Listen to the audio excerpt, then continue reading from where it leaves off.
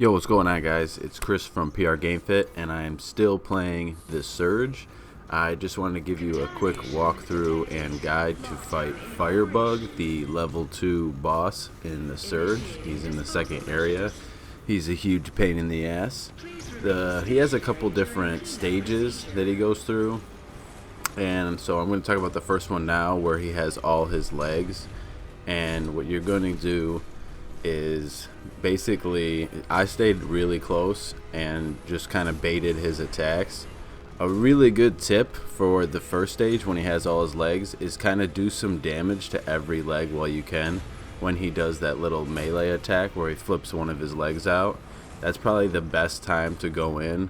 You can go in after his little helicopter twirl and get like a quick hit in, but a good thing to do is to bait the melee attack and then toggle to another leg, and so you can kind of damage them all equally without destroying them all, because after you destroy 3, that'll cue the second stage for Firebug.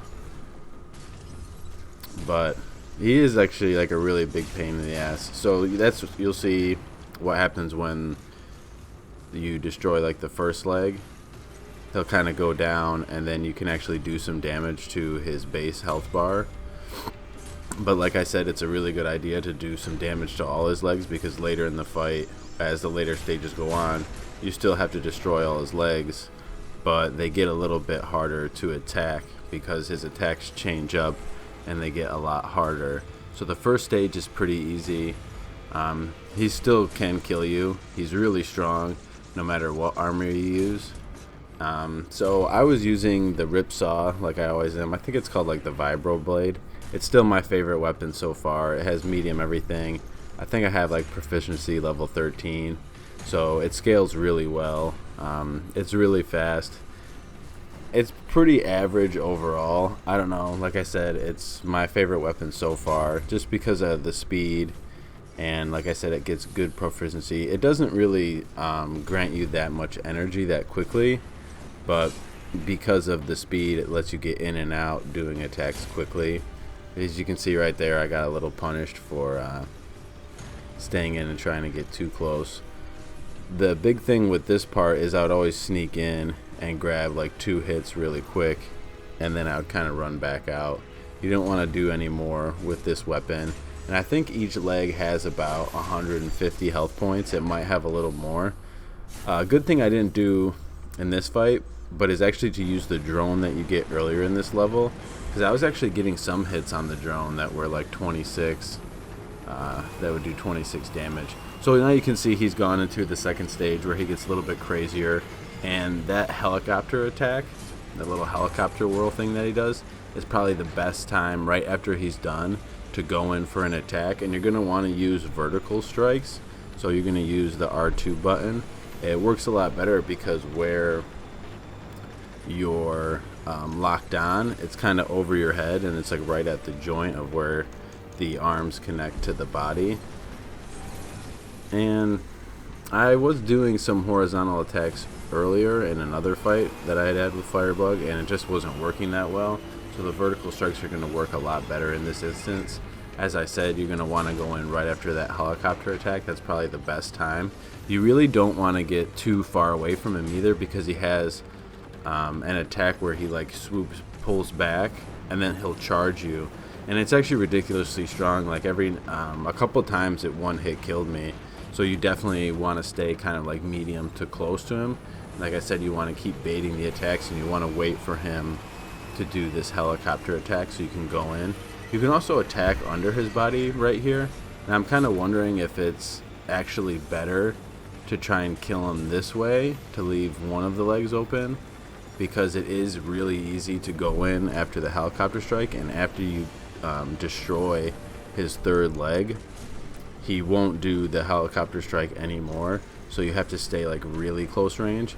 But in this fight, I do destroy the third leg, so you guys can see what happens after that. And I think it's coming up close. So, and right there I got punished again. So like I said, like, you really only want to go if you're using the Vibro Blade or the Ripsaw. You really want to stick to like 2 strikes and then you want to get away, because anything more than that and he'll have enough time to set up for another attack. I was also wondering, I think you can stay under him when he does that fire attack, but the problem is that the same thing as he can do like the smash attack on you if you stay under it. But you can jump through the flames if you get in like a sweet spot, and they won't really do, the flames don't really do that much damage because most of the armors have pretty good energy resistance shield or shielding. Actually, the armor that you find earlier from the guys right outside actually has really high, if you equip the whole set, you get really high elemental damage resistance. But because of this boss has a lot of melee and crushing strikes and impact and does impact damage, it's really not that beneficial to use that armor. And I stuck with the Rhino because I have the Rhino upgraded anyway. So you can see too, like, I'm using the drone a lot, and it actually does take, like, a lot of times it does only do one or 2 damage if it hits with both beams. But it's still really good to use because if you continuously use it, I mean, I think it takes like 4 or 5 seconds to build up, but if you continuously use it, you can do 30 or 40 damage with the drone strikes alone. So it's really not bad to just kind of wait for the drone to recharge and then just hit it all the time. I'm pretty sure, so right there I took out the 3rd leg, or yeah, so I took out the 3rd leg right there, and so now you can see his attacks have changed a little bit. He's not going to be able to do the whirlwind, and most of his attacks now are elemental. One of the best times to go in is when he has like a little circular, he'll do the circular fireball, but it's a little different right there. And actually the best time I found is to jump in like right after he's done doing it, jump into the ring of flames and hit him, and you'll see that's how I kill him. But then to jump back out, so it's really pretty much that easy. So right now I think I jump in a couple strikes and then I jump back out through the fire, because that's what it'll queue up that crushing attack, and that's like, you really don't want to get stuck under that.